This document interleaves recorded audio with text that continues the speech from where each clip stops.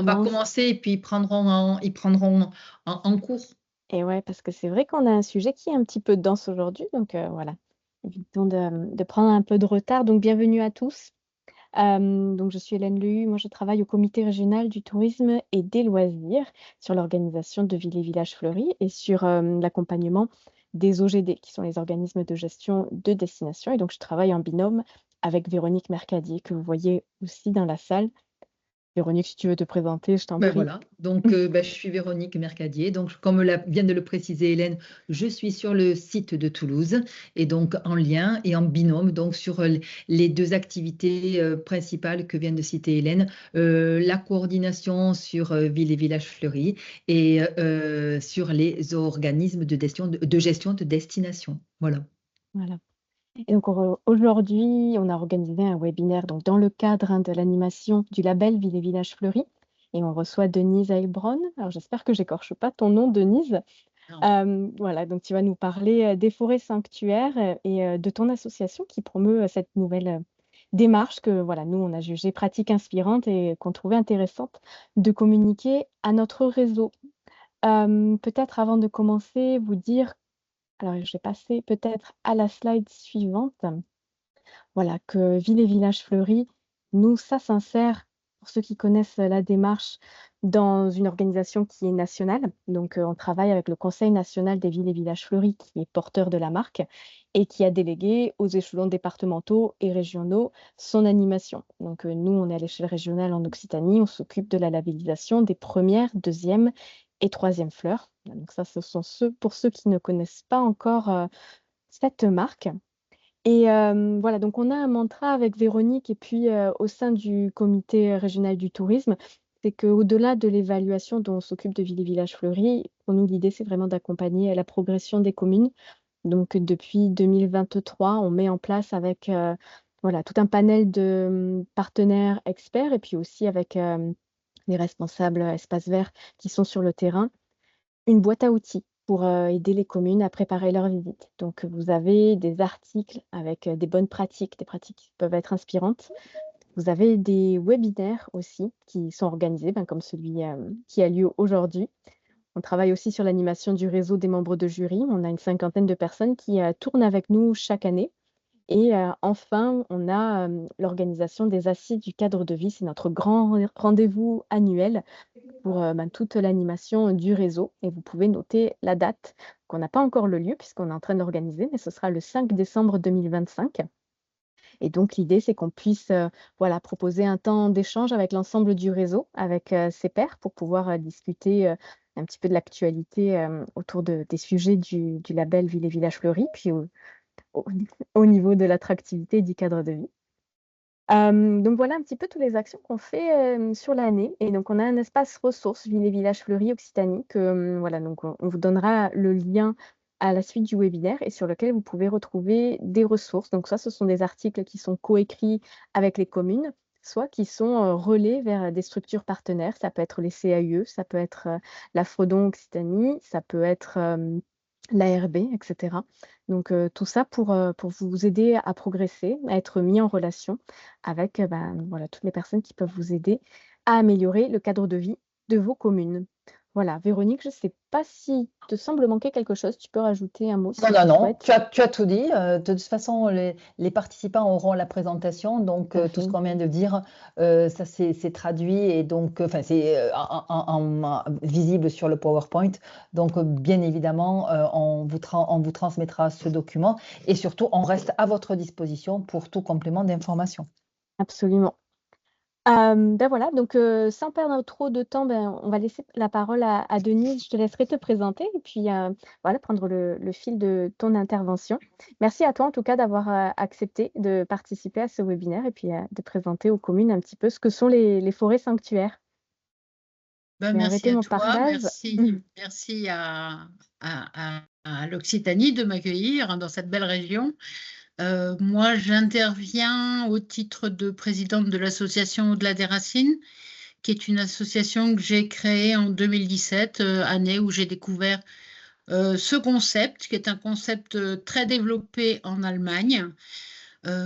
qui représente, oui, qui a connu un fort développement après la tempête de 99, où l'Allemagne s'est rendue compte que ces forêts étaient très mal gérées, qu'en plus, avec ce vieillissement de population, ils se retrouvaient dans une configuration à peu près identique à celle que l'on connaît aujourd'hui en France. Et donc, ils ont développé ces concepts. Aujourd'hui, quelques-unes de ces forêts font plus de 24 hectares.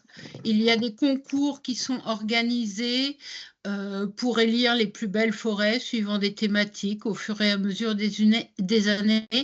Et c'est un modèle qui accueille toutes les nationalités et c'est vraiment très, très intéressant. Donc, partant de cela, notre action à nous, petite association alsacienne, c'était de voir pourquoi ça n'existait pas en France, quels étaient les freins et comment les lever, ces freins.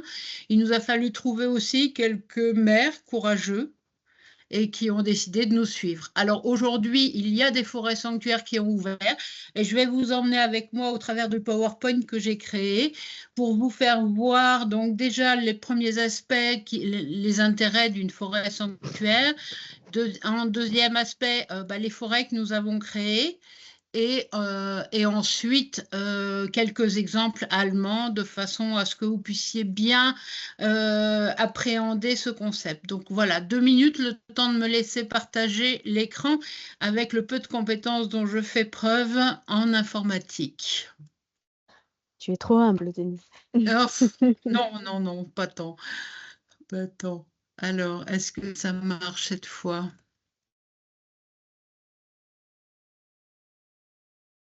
C'est parfait, ton écran est partagé. C'est vrai, mais je ne vois pas, moi. Donc, ça me pose un souci. Donc là, si je me mets en diaporama, est-ce que... Oui. C'est bon? C'est tout bon pour nous. Ah, c'est parfait. Donc, voilà. Par définition, la forêt sanctuaire a une sépulture écologique qui préserve la nature. En fait, le but de l'association, c'est de protéger les forêts. C'est de protéger les forêts parce que les forêts ont pour nous une action favorable en faveur du climat et de la planète. Et donc, quelle est notre possibilité à nous, citoyens, d'agir et à vous, élus, de répondre à ce besoin que les citoyens ont d'agir en faveur de la planète. La forêt française en quelques points. Un arbre absorbe en moyenne 10 à 40 kg de CO2 par an. L'empreinte de carbone d'un Français est en moyenne de 12 tonnes de CO2 par an. Donc autant vous dire qu'il nous faut pas mal d'arbres pour combler cette consommation. 88 millions de tonnes de CO2 sont stockées par la forêt française, ce qui correspond à 12% des gaz à effet de serre émis sur le territoire national. Dans une forêt, on peut trouver jusqu'à 284 espèces d'insectes différents et qui trouvent... 284 espèces dans un chêne pédonculé et vous en avez plus d'une centaine dans une aubépine. Et un autre point sur lequel j'insiste parce qu'on en parle peu, le sol, c'est le premier réservoir mondial de biodiversité et la forêt est le seul système à fabriquer de l'humus sur la planète. Il y a des pays qui ont connu des gros problèmes comme l'Australie justement parce qu'ils n'ont pas ou peu de sol. Voilà, ça c'était les points de définition d'une forêt. La forêt sanctuaire, d'après nous, c'est un site cinéraire isolé au sein d'un espace forestier aménagé et laissé en quasi libre évolution. Elle offre la possibilité d'inhumer les urnes funéraires au sein d'une forêt. Les arbres de sépulture deviennent des concessions funéraires. Elles sont intégrées à un écosystème naturel. Chaque défunt y est identifié et protégé de l'oubli. à contrario de ce que l'on connaît aujourd'hui par la dispersion des cendres, qui est très prisée par les Français et qui est autorisée par la loi, mais qui ne permet pas une géolocalisation et une identification de l'endroit où sont dispersées les cendres des défunts. Avec la forêt sanctuaire, on peut se permettre de mettre une plaque et justement, au travers des générations, de continuer à honorer nos familles, puisque chaque défunt est identifié, protégé de l'oubli et permet aux familles justement de localiser les urnes et d'honorer la mémoire au travers du temps qui passe. La forêt sanctuaire, c'est un concept responsable. Le choix de la marque forêt sanctuaire permet de mettre en avant les deux aspects majeurs du concept. Un, comme je vous ai dit, la préservation de l'écosystème forestier et la mise en place de solutions fondées sur la nature. Et deux, la sanctuarisation de la mémoire des défunts dans un cadre naturel. La forêt sanctuaire offre ainsi le choix d'une sépulture durable, en lien direct avec la nature. Elle permet la mise en place d'un modèle économique inédit d'exploitation des forêts et une efficience des services rendus par la forêt grâce à la préservation de la nature. En effet, ce modèle économique inédit, c'est on exploite, alors c'est un gros mot, mais on met en place un modèle économique sur des arbres qui sont vivants et qui sont maintenus vivants, et non pas des arbres morts. C'est là la définition. Quelques instantanés sur notre environnement. Pour atteindre la neutralité carbone, 2 leviers sont nécessaires. Réduire les émissions de gaz à effet de serre et séquestrer le carbone, le CO2, dans des puits biologiques ou technologiques. En France, on a 21 310 hectares artificialisés en 2023. C'est 2 fois la surface de Paris par an. Et en 2023, c'était 650 hectares de plus qu'en 2022. À savoir qu'on est quand même les champions européens en artificialisation des sols. Et aujourd'hui, 8 Français sur 10 déclarent être concernés par l'état de la biodiversité.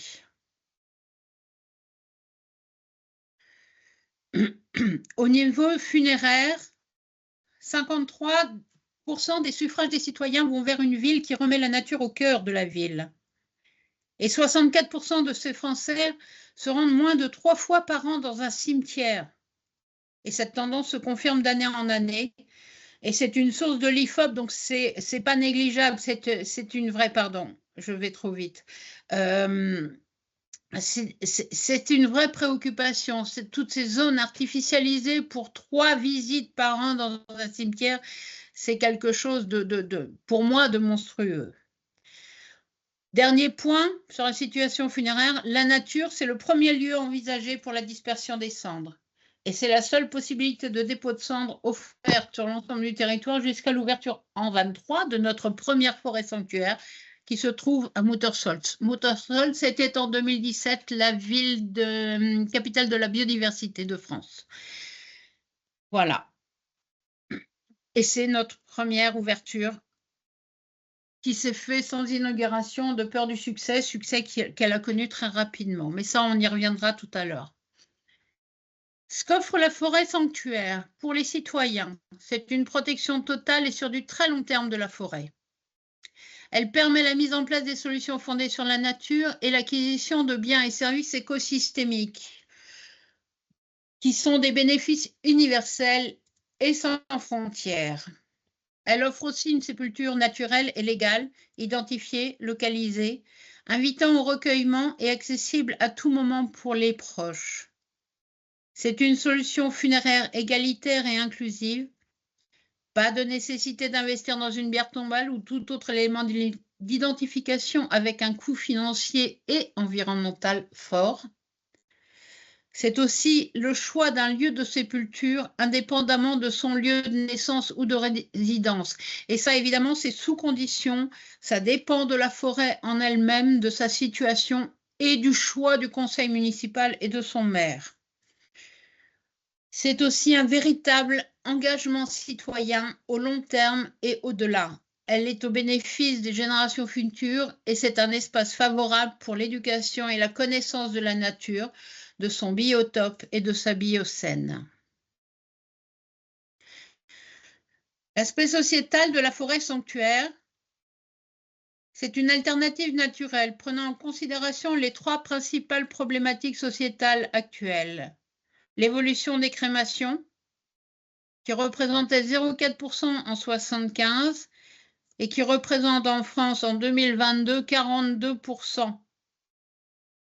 Alors avec une petite différence, en Alsace, on est à 60% parce que c'est une terre essentiellement protestante et que le protestantisme a été la première religion à reconnaître la crémation. Il y a quand même une marge de manœuvre, puisqu'en Europe du Nord, le taux de crémation est de 70%. Le deuxième aspect, c'est l'augmentation de la capacité d'accueil des défunts sans artificialisation supplémentaire des sols. Zéro artificialisation, ce qui permet aussi de faire face à la fin du baby-boom qui prévoit 150 000 morts supplémentaires par an pour les 10 ans à venir. Et cela en dehors du Covid, dont on ne tient pas, dont je n'ai pas les chiffres aujourd'hui pour avancer. Le dernier aspect que j'évoque, la forêt sanctuaire accompagne aussi l'évolution des zones urbaines et leur densification. On le sait, la tendance est d'aller vers une hyperdensification des zones urbaines avec des problématiques de climat et de température que toutes les grandes villes connaissent et qui fait que ce moyen-là est aussi un moyen d'aller lutter contre ces problématiques-là. Il est indispensable de repenser nos espaces du fait des ressources planétaires qui sont à protéger. Au niveau des aménagements, la forêt sanctuaire est un lieu de recueillement, mais c'est aussi un lieu de promenade et de vie. Et je peux en témoigner parce qu'à chaque fois que je me promène dans ces endroits, que ce soit en France maintenant ou en Allemagne, à chaque fois, j'y croise des mamans avec des enfants, des familles complètes avec 3 générations et des enfants dans des poussettes parce que il est moins stressant de se promener dans une forêt et d'aller voir son grand-père dans une forêt que de le voir dans un cimetière. Donc, c'est vraiment des lieux de vie et ça, je tiens quand même à insister là-dessus. Voilà. La forêt sanctuaire, elle doit être signalée, disposée d'allées de circulation. En général, on met une allée principale de circulation et après le cheminement se fait par ce que j'appelle des chemins de biche et on va jusqu'à son arbre de sépulture pour porter hommage à son défunt. L'autre aménagement qui est important, c'est un espace de parking à proximité parce que c'est un lieu de cérémonie qu'il y a à ce moment-là, au moment des enterrements, c'est des rassemblements. Donc ça, le parking est aussi un des espaces indispensables lorsqu'on crée une forêt sanctuaire. Les arbres y sont sélectionnés pour recevoir les urnes et chaque défunt étant identifié sur ou à proximité de l'arbre. Sur les 2 photos que vous avez en bas, vous en avez une, celle d'Ulrich Jedig, ça c'est en Allemagne, mais on a une forêt qui fait la même chose. Donc c'est une indication qui est sur l'arbre. Et dans la forêt de Muttersolz, donc la diapo du centre, vous avez un petit pavé carré. Alors, si j'arrive à trouver mon laser, je peux vous le... Hop. Est-ce que... voilà, mon laser, il est là. Hop, voilà. Là, vous avez un petit carré. En fait, ça, c'est une urne qui est enterrée à cet endroit-là. On verra après de plus près ce que cela veut dire. Et là, vous avez un mode d'indication avec le numéro de l'arbre de façon à ce que chaque famille puisse retrouver l'arbre de sépulture de son défunt.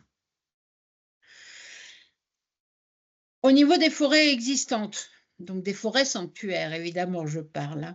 L'association Au-delà des racines a déjà accompagné le développement de plusieurs forêts sanctuaires sur les communes de Muttersolz, dont je vous ai parlé, de Schiltigheim, qui est la 2e commune d'Alsace, en fait du Bas-Rhin en densité de population et qui a été confrontée à un gros problème puisqu'elle a augmenté sa population de 4000 habitants en moins d'un mandat municipal. Donc des problématiques de sépulture qui ont été posées. Et Schiltigheim se trouve, c'est juste à la périphérie de Strasbourg, donc il n'y a pas vraiment de zone naturelle entre les deux, hein. C'est vraiment de l'hyperdensification urbaine, hein. La commune de Sommereau, qui elle est une commune forestière, qui est notre dernière née, qui possède 300 hectares et qui a mis à disposition une surface de 3 hectares. Alors, tout n'est pas développé pour l'instant. Il y a des possibilités d'agrandissement et c'est comme ça que nous intervenons sur l'ensemble des forêts. On démarre sur un petit espace et après, on s'offre la possibilité d'agrandir.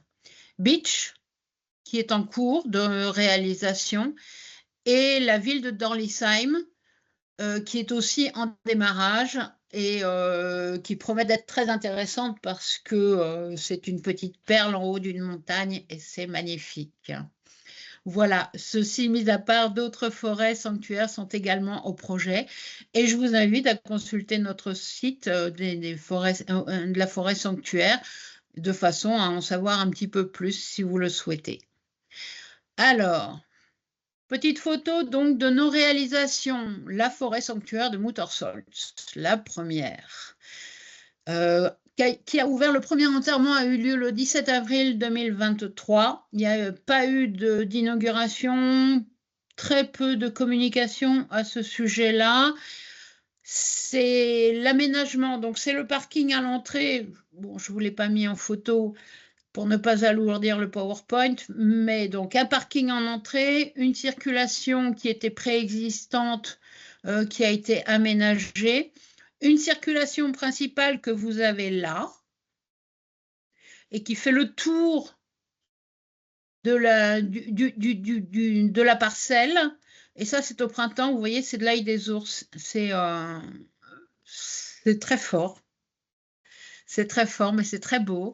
Là, c'est le lieu de recueillement, le lieu une sorte de petite chapelle en plein air avec des monoblocs de grès qui sont taillés de façon assez naturelle. L'indication des sépultures a été choisie à Muttersolz par des pavés dans le sol. Et seuls donc les témoignages naturels ou proches de la nature sont acceptés. Là, on arrive à Schiltigheim, comme je vous ai dit, plein cœur de ville. On est à 5 minutes à vol d'oiseau de la cathédrale de Strasbourg. Le cimetière ouest est un cimetière qui date des années 70. Vous avez là le schéma. Et donc, tout au fond de la parcelle, il y avait cet espace qui était un espace vide, vierge, qui a été aménagé. Là, vous l'avez au stade de travaux. Donc, la plantation, 55 arbres ont été plantés dans cette parcelle-là. Et nous l'avons entourée d'une haie double d'arbustes et de petits arbres permettant à la faune et à la flore d'avoir un oasis, un espace libre où on n'intervient pas et qui pourrait proposer le gîte et le couvert à la faune urbaine. Et l'on a vu pendant le Covid qu'elle était vraiment là et qu'il y en avait une qu'il fallait ménager parce que c'était important qu'elle puisse continuer à exister. Cette haie vient en plus fermer la parcelle, qui est une parcelle très ouverte au sein d'un cimetière.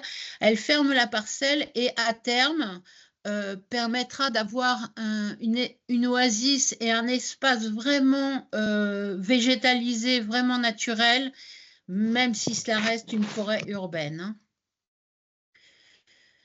Voilà, la réalisation une fois faite, donc les arbres sont plantés, il y a eu de l'engazonnement. Pour l'instant, le couvert végétal n'est pas suffisant, donc des tontes sont effectuées régulièrement. La ville a choisi ce système de plaques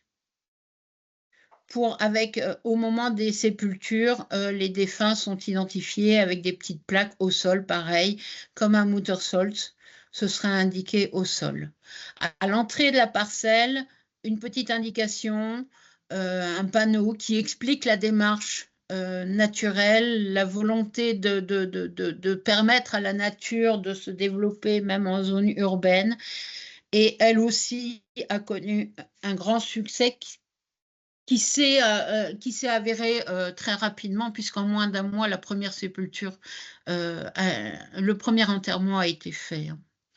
Je ne vous l'ai pas dit, mais Muttersolz a amorti les investissements en 11 mois après son ouverture. L'ensemble des concessions vendues a couvert les investissements faits par la commune. Je connais peu de modèles économiques qui sont rentables à partir de 11 mois. La dernière née, Sommereau, donc pareil, un cheminement a été établi au sein de la forêt, un lieu de recueillement, de commémoration, de souvenirs pour les familles a été fait en plein cœur de cette forêt. Des panneaux indicateurs à l'entrée qui expliquent aussi que c'est un site cinéraire isolé, que cela demande le respect, le silence et tous ces éléments-là. Les arbres sont identifiés, les défunts seront identifiés aussi sur les arbres. Cette fois-ci, c'est le choix de la commune parce que c'est une vraie forêt. Sommereau, c'est 300 hectares de forêt. Donc, il y a une présence de sangliers, d'éléments qui pourraient soulever les pierres et d'où le fait du choix du marquage sur les arbres des défunts. Voilà. On vient sur la dernière partie, donc les modèles de forêt allemande.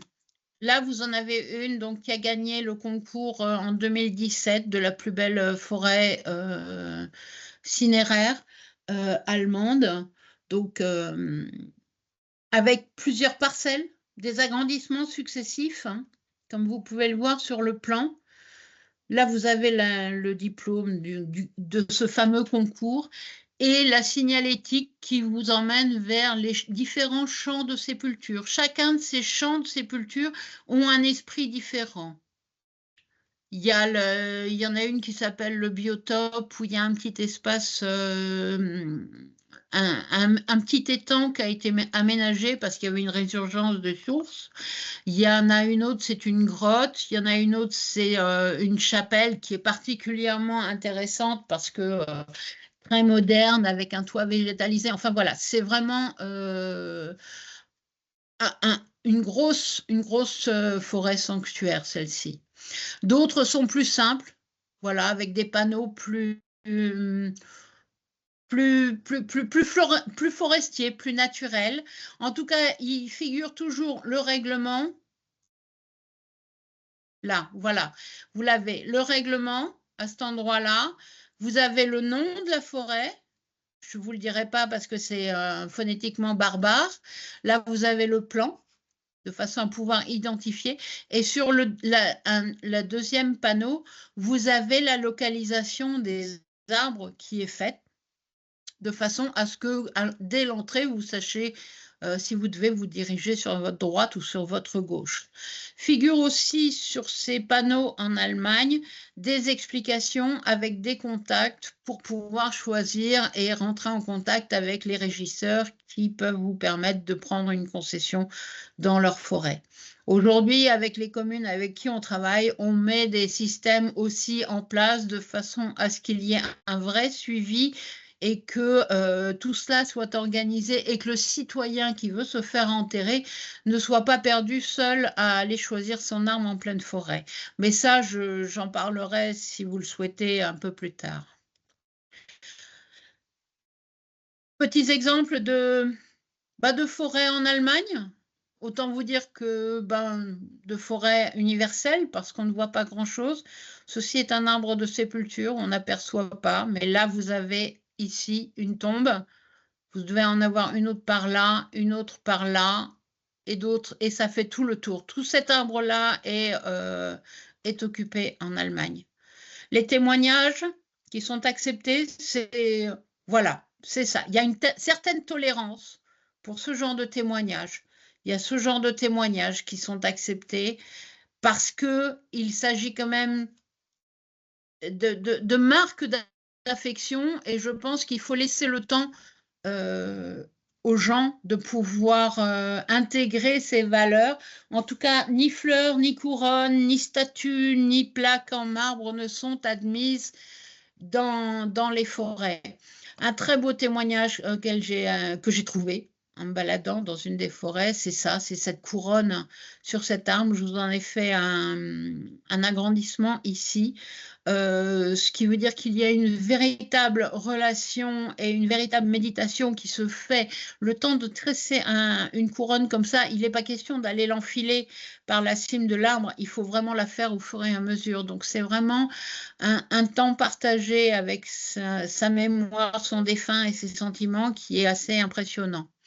Voilà, là vous avez des marques au sol. Donc en Allemagne, c'est sur cette forêt-là, en tout cas, c'est des pavés en grès qui sont gravés directement. Il n'y a pas de plaque, c'est gravé directement. Et je vais bien te laisser parce qu'il y a une conférence à la...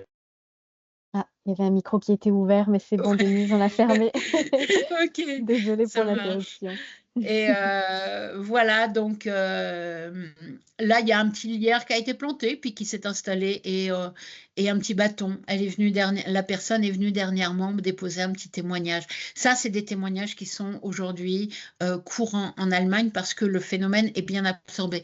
Aujourd'hui, il faut que nos mentalités évoluent aussi en ce sens-là, et ça reste... alors, c'est pas un combat, mais c'est des précisions qui sont à apporter. Ça, c'est à Muttersolz. C'est une sépulture qui a été faite. C'est la maman et son enfant qui sont morts le même jour, enfin à quelques heures d'intervalle. Et donc le papa les a enterrés côte à côte. Et ça, c'est le témoignage qu'il a fait. Et c'est de la mousse. Et voilà, ça, c'est tout à fait admissible au niveau des témoignages, et c'est prenant, et ça marque, et ça tient encore. J'y suis allée dernièrement, et ce petit carré de mousse était encore présent, quoi. Donc c'est touchant, c'est vraiment touchant. Là, vous avez donc ce sont des chênes vénérables, tricentenaires, qui sont là. Ils sont classés en arbres remarquables. Vous voyez le petit triangle. Il y en a plusieurs dans cette forêt à Muttersolz. Et autour, donc, sont éparpillés, enfin éparpillés, sont géolocalisés, donc les défunts. Voilà. Aujourd'hui, Muttersolz, donc 1 an et demi après son ouverture, bientôt 2 ans, c'est plus de 100 concessions qui sont vendues. Voilà. En Allemagne, ça aussi c'est joli, la mousse qui a envahi la pierre tombale et qui remplit les lettres du défunt et ses dates de naissance. Ça, c'était un témoignage avant la fête de la Toussaint. Mais pareil, c'est des éléments naturels. Donc, il faut avoir une certaine tolérance par rapport à ça, mais pas plus. Voilà. Ça, c'est les marquages qui sont mis en place sur les arbres et qu'on a vu et qu'on a mis en place sur Sommereau. Alors, moi, j'aime beaucoup ce système-là. Vous avez donc le numéro, la lettre qui définit le champ de sépulture, qui est le champ A, le numéro de l'arbre, donc le 163, et en dessous, vous avez ces feuilles de lierre au nombre de 10, en l'occurrence sur cet arbre-là. C'est pas le maximum, c'est pas le minimum, c'est une moyenne. Et ça qui correspond aux emplacements, à savoir que quand les feuilles sont vertes, les emplacements sont libres. Sur l'arbre à côté, vous voyez les feuilles ont été grattées, donc on ne les aperçoit plus. Et du coup, ça veut dire que l'ensemble des concessions a été vendu autour de cet arbre-là. En fait, chaque feuille est grattée à chaque fois qu'une concession est vendue. Et là, vous avez un rocher, parce qu'en Allemagne, tout peut leur servir de lieu de sépulture. Et donc, ce rocher-là, n'ayant pas de feuilles, c'est ce que l'on appelle une concession familiale. Et vous achetez l'ensemble des concessions d'un coup d'un seul. Dans les autres, les voisins que vous ne connaissez pas, qui sont très calmes, hein, ils ne sont pas bruyants du tout, et vous pouvez vous retrouver avec des gens que vous ne connaissez pas à côté de vous. C'est pas gênant, franchement. Voilà, la signalétique en Allemagne, donc sur Teufelsruhe, c'est ça, c'est ces petites feuilles de lierre qu'on a retrouvées sur les arbres, et dessus figurent les éléments que l'on souhaite avoir. Et si l'on ne souhaite rien avoir, il est tout à fait possible. Il y a une énorme liberté en Allemagne par rapport à ces forêts sanctuaires et à vos sépultures. Si vous voulez qu'il soit marqué votre religion et vous mettez votre croix, j'en ai vu avec des gravures de champions de ski, enfin de skieurs. Voilà. Ce qui est intéressant aussi dans cette photo, c'est on voit le témoignage de la tempête de 99 avec cet arbre qui est mort, qui a été relativement, enfin partiellement dessouché, et la reprise qui se fait et cette vie qui s'est installée et qui se développe dans ce lieu de sépulture. Et moi, j'aime beaucoup ce témoignage-là et ce témoignage de résilience de la nature quand on lui fout la paix. Voilà. Petits témoignages qui sont mis en place en Allemagne.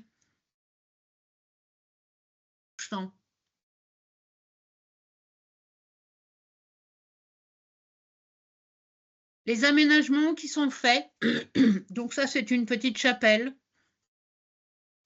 qui est mise en place. Ça c'est la grande, la Blatte verte dont je vous avais parlé, qui est une grosse structure, on la verra un peu plus dans la diapositive suivante.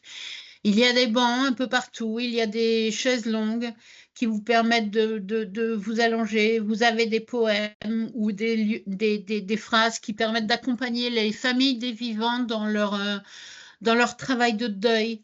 Cette période qui est souvent délicate à vivre pour les vivants. Donc vous avez c'est gravé sur une plaque en cuivre, et puis à côté vous l'avez qui est plastifié. Vous pouvez aller vous reposer sur cette espèce de transat en bois, vous imprégner du paysage qui est tout autour et réfléchir et soulager votre souffrance. L'autre moyen qui est mis à disposition aussi, c'est ce que j'appelle ces chaises africaines qui sont en 2 parties et que vous pouvez trimballer sur les 24 hectares et puis mettre au pied de votre arbre de sépulture, et pourquoi pas discuter avec votre défunt, profiter du soleil ou de la fraîcheur de la forêt en plein été. Voilà, tout ça, c'est ce qui fait aussi que ce sont des lieux de vie. La fameuse Blatte verte, donc c'est vraiment un aménagement exceptionnel. Comme vous pouvez le voir autour, la forêt, donc ça c'est des photos qui datent de 2018.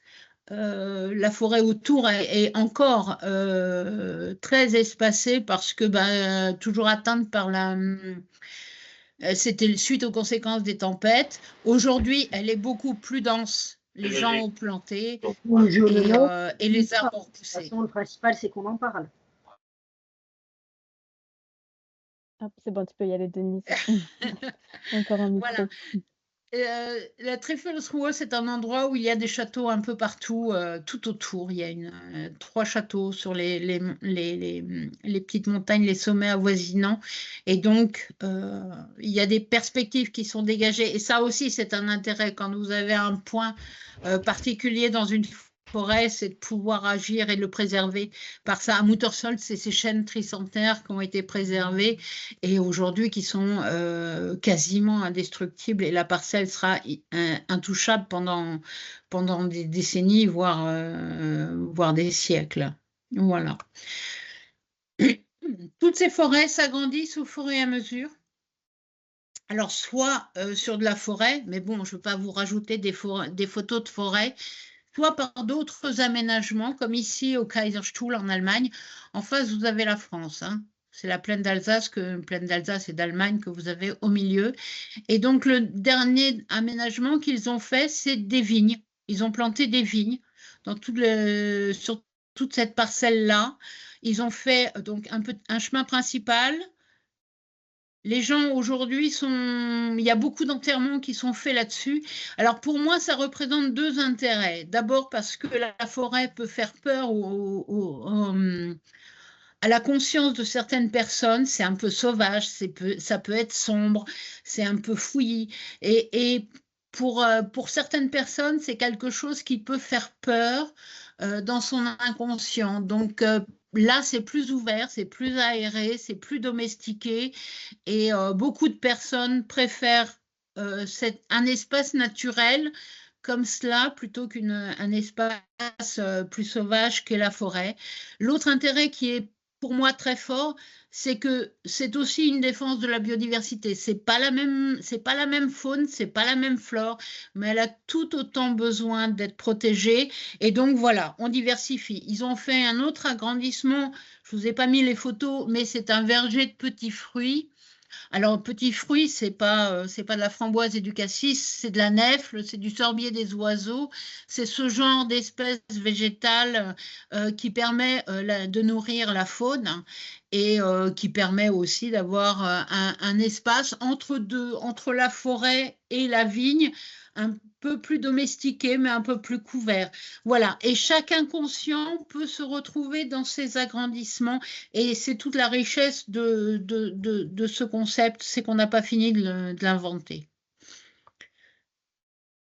On était témoin d'une cérémonie, donc je vous ai mis quelques photos pour que vous vous rendiez compte. Donc la petite fleuriste du village est montée le matin, a fait son petit aménagement.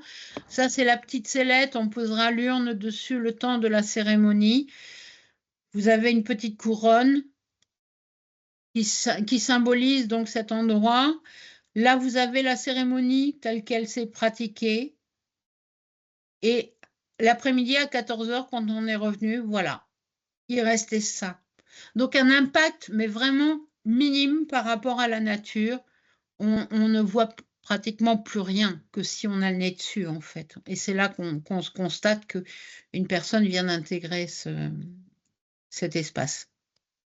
Voilà. J'espère que je n'ai pas été trop rapide. J'espère que je ne vous ai pas saoulé avec toutes mes paroles. En tout cas, sachez que nous, on est présents. On accompagne les communes qui souhaitent créer une forêt sanctuaire. On leur amène tous les conseils juridiques au niveau du règlement, au niveau de la tarification, au niveau des aménagements qui sont nécessaires, comment procéder. Voilà, tout ça, on a maintenant suffisamment de background pour se permettre d'accompagner les communes qui souhaitent donc aménager un espace de ce genre sur leur territoire. Voilà, je vous remercie de votre écoute et je reste ouverte à toutes vos questions. Merci beaucoup, Denise. C'est très intéressant.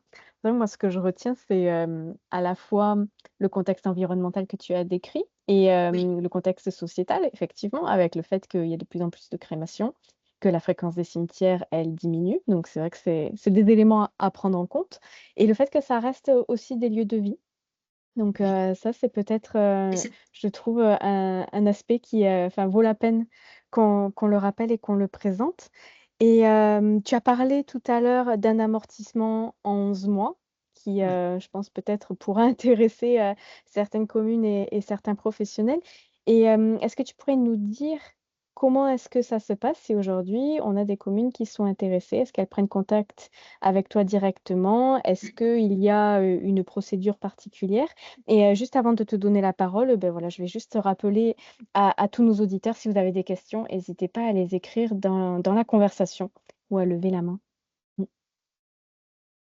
Alors oui, le mode de fonctionnement aujourd'hui, oui, c'est de prendre contact avec nous, alors soit via notre site, soit directement sur notre adresse mail.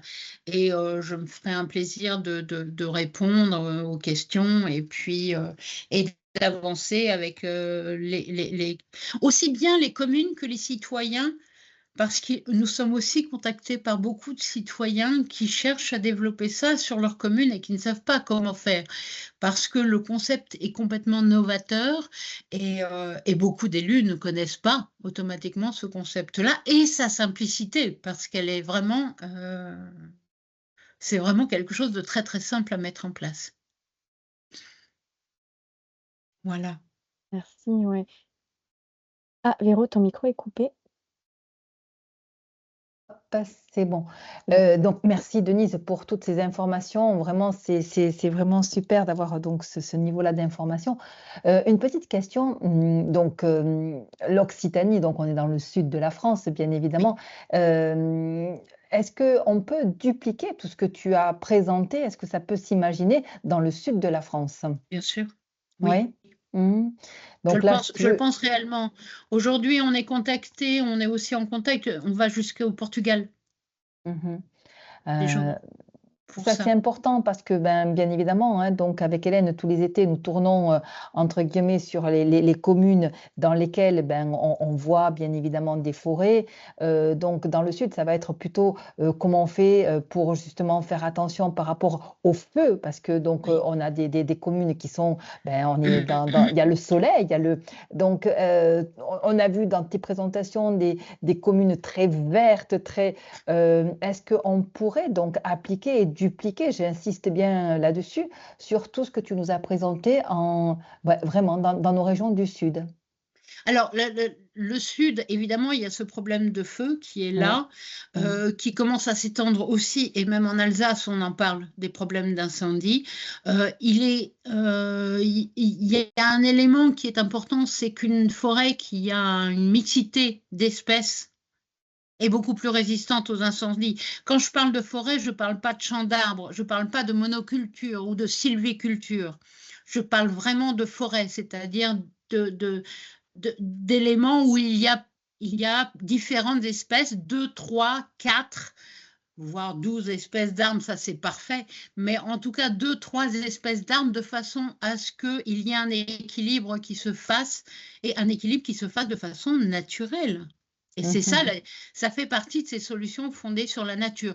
Ce qui est important aussi, et ça on l'a aperçu chez Eltikheim, c'est toute la partie qui est en avant de la forêt, qui est cette partie plus arbustive et qui va protéger et maintenir un microclimat plus humide à l'intérieur de cette forêt.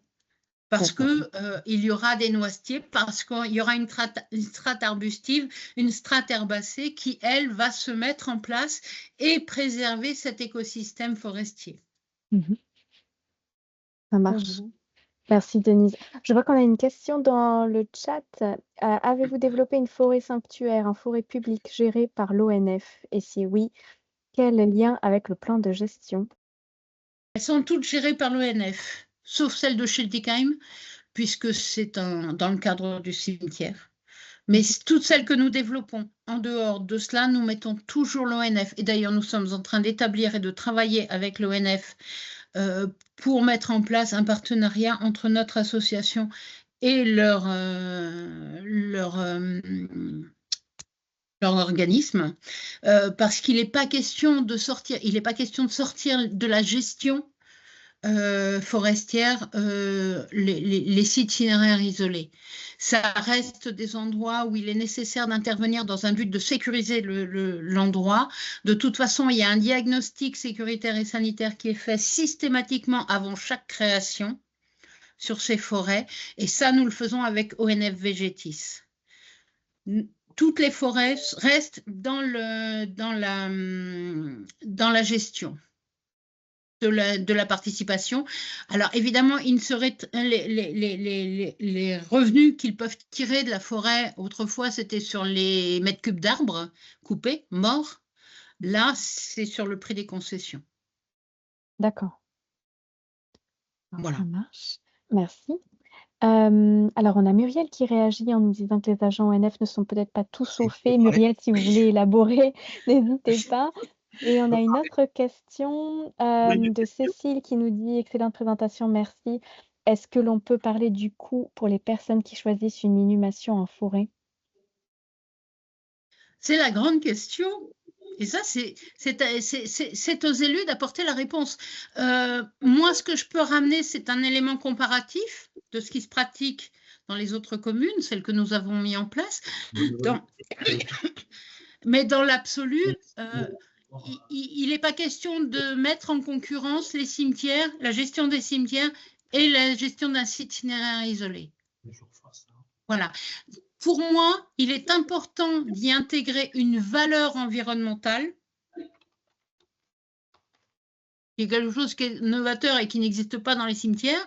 Ça, c'est important. Ceci mis à part, avec beaucoup de communes avec qui je travaille, ça leur permet aussi de retravailler le tarif des concessions qu'ils n'ont pas vu depuis X mandats. Donc, ça remet à jour. On peut jouer sur les tarifs, on peut jouer sur les durées. Il y a plein d'éléments qui rentrent en considération et sur lesquels on peut échanger, quoi. D'accord. Merci. Je vois qu'il y a un micro qui s'est ouvert. Peut-être que vous aviez une question, Alain, c'est ça? Oui, on avait une question. Oui, on a plusieurs questions. En fait, on a plutôt une réflexion. Comme on l'a dit, la personne Véronique, juste avant, c'est ça, hein, juste avant, on est dans un secteur qui est vraiment pas quasi désertique. Non, hein. Alors, des forêts, comme on en voit là, c'est magnifique, mais ça n'existe pas chez nous. On a par contre une politique de plantation qui existe au niveau de la commune, mais on fait ce qu'on peut avec le climat qu'on a. Vous l'entendez à l'accent, on n'est pas vraiment aidé au niveau de la pluie et tout ça. Donc, c'est souvent très compliqué de faire pousser de la végétation. On a par contre, dans un secteur, une petite plantation qui avait été réalisée par les enfants à l'époque, qui doit représenter un demi-hectare à peu près. Et c'est une forêt, petite forêt essentiellement recouverte de pins. On se demandait quelle surface minimale était envisageable pour une forêt sanctuarisée. Et si oui, ça pouvait ou non entrer dans ce cadre-là. C'est une monoculture. Hein, c'est une monoculture qui est existante. Et par contre, le but de notre intervention aujourd'hui, c'est qu'on est évidemment, comme les 3/4 des communes, confrontés au fait que le cimetière local, qui est évidemment au centre du village, qui est très beau, hein, mais il est complet, on a 6 places disponibles. On n'a pas une grosse population, mais on a quand même une vingtaine d'essais par an, je crois que c'est ça. Et on n'a donc pas la possibilité d'y répondre. On a ciblé un terrain qui est couvert de vignes pour le moment, plus ou moins entretenu et qu'on voudrait racheter pour justement y faire des plantations. Et on a cru comprendre que le fait de changer, puisque c'est de la terre agricole, la destination du terrain de terre agricole en cimetière, ça nous coûtait quand même au niveau puisqu'on est en train de réviser notre PLU, au niveau de la consommation d'espace, on perd, c'est comme si c'était artificialisé, même si on faisait une forêt comme ça. Alors, comprenez qu'il y a d'un côté, on est attiré par ce que vous proposez, encore que on voulait faire un mix, parce qu'on se doute bien, il y a une certaine réticence quand même de certaines familles ou de certaines personnes à être enterrées comme ça. Et il faut avoir le choix. Alors, est-ce qu'on peut envisager le fait de faire la moitié? On a à peu près 2 hectares dans ce secteur, dont une partie qui est en zone, on va dire, PPRI, inondable, mais aléa très faible. Est-ce qu'on peut envisager dans ce secteur-là de mettre ce type de forêt, puisqu'après, il y a moins ou pas de problématiques d'infiltration comme ça? Est-ce que c'est faisable ou pas? Est-ce que vous avez déjà eu l'opportunité de le faire ailleurs? Et pour en revenir à ma première question, la petite forêt, le petit bois qu'on a, qui a été déjà planté par des enfants, c'est quand même une image qui est forte aussi. Est-ce qu'on peut la sanctuariser? Alors, comme vous avez pu le voir dans mon PowerPoint, il n'y a pas que des forêts qui sont développées maintenant en Allemagne. Il y a aussi des bois, des bois de petits fruits qui sont rien d'autre que des vergers quelque part. Parce que là, je ne vous ai pas mis les photos, mais vous prenez un verger, c'est absolument la même chose, quoi. Et cette vigne, qui est aussi un agrandissement et qui est intéressant.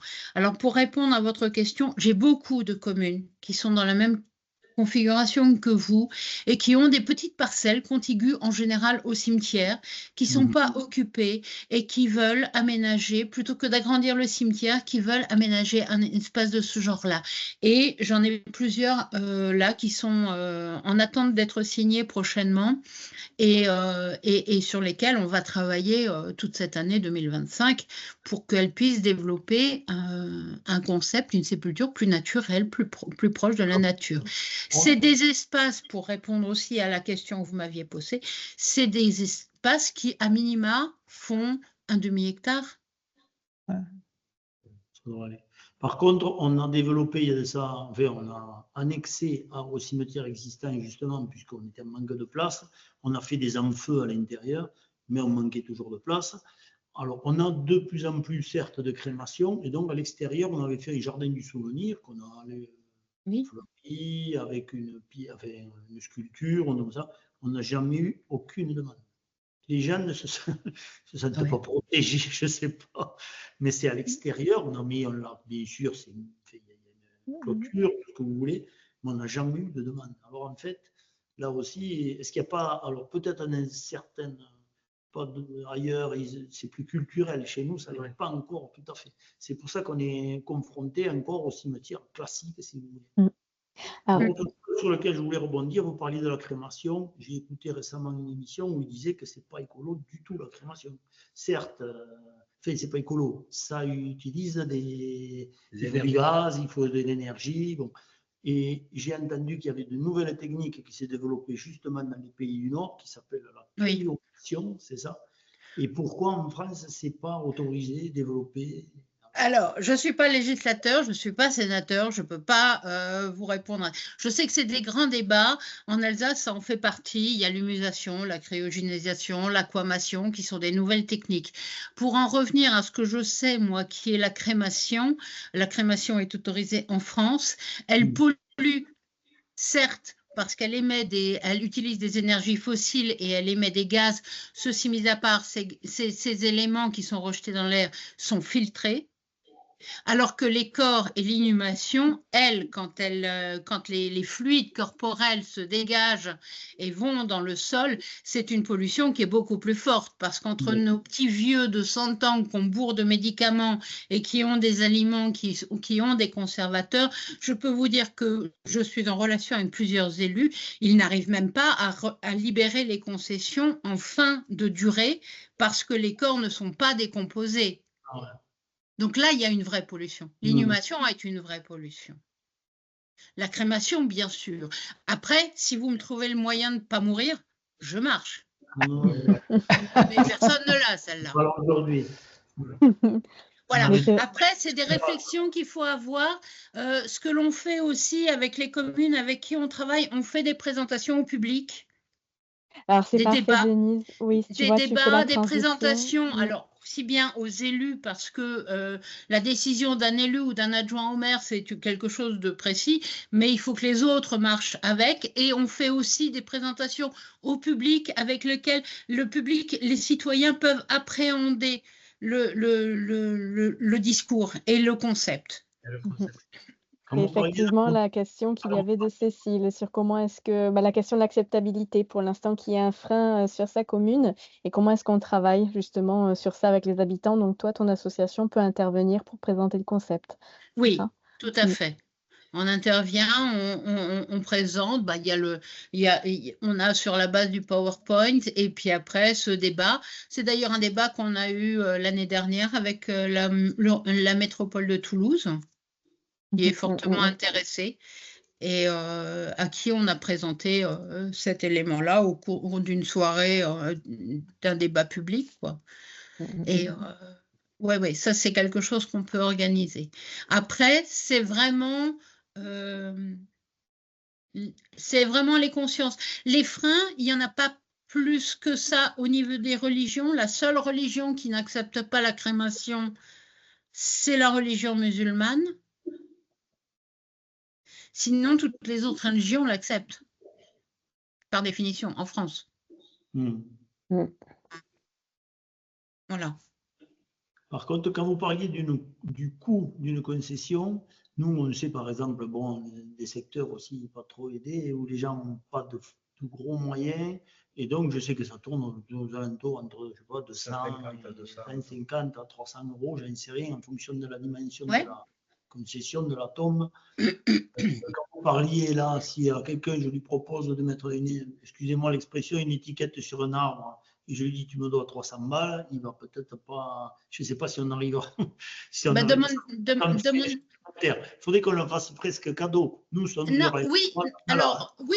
vous leur faites un cadeau. Ouais. Avec ce modèle-là, vous leur faites un cadeau parce qu'ils économisent à minima 3000 balles de pierre tombale qui viennent de Chine. Oui, aussi. Oui. On a du marbre local. Donc oui, bien sûr qu'on a du marbre local qui coûte 2 fois plus cher que celui qui vient de Chine. Ouais. Voilà. Donc oui, il y a un cadeau qui est réellement fait. Une fois que les gens ont payé la concession, c'est tout. Ils n'ont pas besoin de mettre de pierre tombale, ils n'ont pas besoin de faire revenir le marbrier 20 ans plus tard parce que le truc s'est effondré. Voilà, tout ça, c'est des frais qui sont à déduire et qui sont avantageux pour le citoyen. Et la gestion se fait comme une gestion de cimetière, on va dire, normale, c'est-à-dire que la concession vous appartient. Parce que là, je n'ai pas compris bien quelque chose. Quand vous parliez d'un arbre centenaire, vous disiez qu'il y avait, par exemple, 10 personnes enterrées autour de l'arbre. Donc, ils sont 10. C'est ça. Ce n'est pas une personne, un arbre, je veux dire. C'est pas... Ah, vous pouvez. Vous pouvez, mais la personne achète les 10 concessions. Ah, d'accord. Ou c'est un choix de la commune. Je veux dire, il n'y a pas d'obligation, on fait ce qu'on veut. Si par exemple, notre petite forêt dont je vous parlais, on a 100 arbres, on peut dire qu'il y a 100 places disponibles. Bon, pas pour quelques années, mais bon. Oui, à ce moment-là, je préfère que la commune ouvre la possibilité de se faire ensevelir pour des gens qui n'appartiennent pas à la commune. Parce que je ne sais pas quelle est la configuration de votre ville, mais si vous avez une ville avec des bars HLM et que vous vivez dans des cages à lapins toute votre vie, vous avez peut-être aussi envie. Voilà, bien sûr. 1500 habitants. Oui, non, mais il y a des endroits aussi. Muttersholtz, c'est en pleine d'Alsace. Vous avez le château du Haut-Königsbourg qui est à 300 mètres à vol d'oiseau. Vous avez, c'est essentiellement des gens de Strasbourg qui sont venus se faire enterrer là-bas. Parce que ça répond à des valeurs auxquels ils sont attachés de leur vivant et sur lesquels il est important de pouvoir avoir son dernier souhait, en fait, qui soit exaucé. Compréhensible. Ok. Et le tarif n'était pas le même. Il n'est pas le même. Pour les habitants de Muttersholtz et les gens qui n'habitent pas Muttersholtz, il y a 2 tarifs qui ont été mis en place. Quand vous parlez d'accompagnement dans notre projet, par exemple, qui est de délocaliser ou de relocaliser, puisqu'on n'a pas le choix, mais toujours aux alentours du village, un nouveau terrain, et pourquoi pas utiliser votre concept. Votre accompagnement, ça veut dire quoi? On vous contacte et vous nous aidez à quoi concrètement? Alors, on se débrouille. Au niveau légal, un peu les deux. C'est un peu les deux. C'est un peu les deux. En fait, en général, je demande de visiter le site une première fois pour voir si c'est réalisable. Et après, donc, il y a cette information auprès du public, auprès des élus que nous mettons en place. Il y a donc cet accompagnement sur tous les éléments nécessaires pour créer une forêt sanctuaire qui corresponde à notre modèle, puisque c'est un modèle déposé. Et ensuite, et surtout, qui est là, parce que ça, c'est ma volonté, de préserver les arbres avant tout. En fait, les arbres... les arbres légal. Quand vous dites, c'est surtout ça qui... Ah oui, mais ça, je vous accompagne. D'accord. Ça, je vous accompagne là-dessus. Je vous mets à disposition des règlements sur lesquels j'ai travaillé, que j'ai proposé, qu'on a peaufiné avec les élus, avec qui on a ouvert des endroits. On a des contacts aussi, des adresses d'entreprises qui sont déjà formés, qui ont travaillé sur d'autres sites. Donc ça, voilà, c'est des éléments sur lesquels moi, je peux vous donner les trucs et astuces. Il y a tout le dossier tarification. Il y a l'organisation a posteriori, comment faire pour que les gens aillent choisir leur arbre, que la commune soit machin, qui fait les enterrements, qui fait les trous, tout ça, c'est quelque chose, moi je peux vous apporter donc des conseils à ce niveau-là. Et mieux, je ne peux pas faire. Par contre, je ne prendrai pas la brouette ni la pelle pour aller. Une autre question, est-ce qu'il est possible de créer une forêt sanctuaire? C'est-à-dire, au fur et à mesure des inhumations, on planterait un arbre à chaque fois qu'on nous demanderait un espace. Ça créerait peut-être une forêt au fur et à mesure du temps, quoi. Comme on le fait pour les enfants. Dès qu'un enfant naît sur la commune, on plante un arbre avec son nom. Alors ça, c'est mon rêve. Ça, j'aimerais pouvoir le faire. Et un jour, je me dis que j'y arriverai à le faire. Planter un arbre au moment de la naissance. Simplement, aujourd'hui, nos élus sont quand même confrontés à une problématique qui est autre et sur laquelle il faut agir plus rapidement que cela. Donc, mais ça n'empêche pas, on peut le faire d'un autre côté. Je ne sais plus quelle était la question. Créer une forêt sanctuaire au fur et à mesure des inhumations. Alors, oui. Alors, quand vous plantez un arbre, vous lui laissez quand même quelques mois pour s'installer avant d'agir. Ouais. Ah oui, d'accord. Voilà. Donc ça, la personne pourrait choisir son arbre, j'allais dire, à la limite. Mais ceci mis à part, on peut vendre des emplacements. Les gens peuvent acheter leurs arbres et les planter à l'emplacement. Et après, ça leur laisse le temps de mourir tranquillement en prenant leur temps. Hein. Mais ça, c'est tout à fait envisageable. Je vous dis, on est sur un début de truc et on peut dessiner plein de modèles. Nous, pour l'instant, on en a fait 2. Mais il y a ces possibilités-là aussi. Ça peut être ça, on ne sait pas. Okay. Non, mais c'est bien. Oui, parce que on laisserait à l'avenir nos enfants, mais après peut-être une forêt, quoi, qui sait. Exactement. Exactement. C'est peut-être ce qu'il y a à retenir, c'est que c'est vraiment selon les spécificités du territoire, ce qu'on peut y planter, l'espace que l'on a, ce que les gens veulent faire aussi. Voilà, donc il y a vraiment une approche au cas par cas finalement lorsqu'on veut se tourner vers ce type de dispositif. Voilà. Et j'ai suffisamment de recul aujourd'hui pour voir ce qui peut fonctionner, ce qui peut s'adapter ou pas. Et mon but étant d'accompagner, de développer ce truc-là sur toute la France, quoi. Parce que c'est vraiment quelque chose de magnifique. J'y étais encore la semaine dernière visiter celle de Muttersolz parce qu'on est en projet sur une autre commune. C'est... à toutes les saisons, c'est magnifique. La nature offre le décor et à toutes les saisons, c'est magnifique. D'accord, merci. C'est un beau mot de la fin, je pense, de dire que la nature, c'est magnifique. C'est bien de pouvoir lui rendre hommage aussi dans le vivant comme dans la mort, finalement, de cette porosité aussi entre les deux. Que quelque part, les défunts puissent protéger les arbres et que les arbres puissent protéger la mémoire des défunts, c'est aussi quelque chose de somptueux que nous offre ce modèle. Oui, je pense que c'est une très, très belle conclusion. Je vois qu'il n'y a plus de questions et voilà, qu'on avait peut-être dépassé un peu de 15 minutes. Alors, si vous avez une dernière question, c'est le moment. Non, pour nous, c'est bon. En tout cas, je vous remercie pour votre participation dans la conversation et puis merci beaucoup, Denise, d'être intervenue, d'avoir présenté ce concept qui n'est pas encore très connu en Occitanie.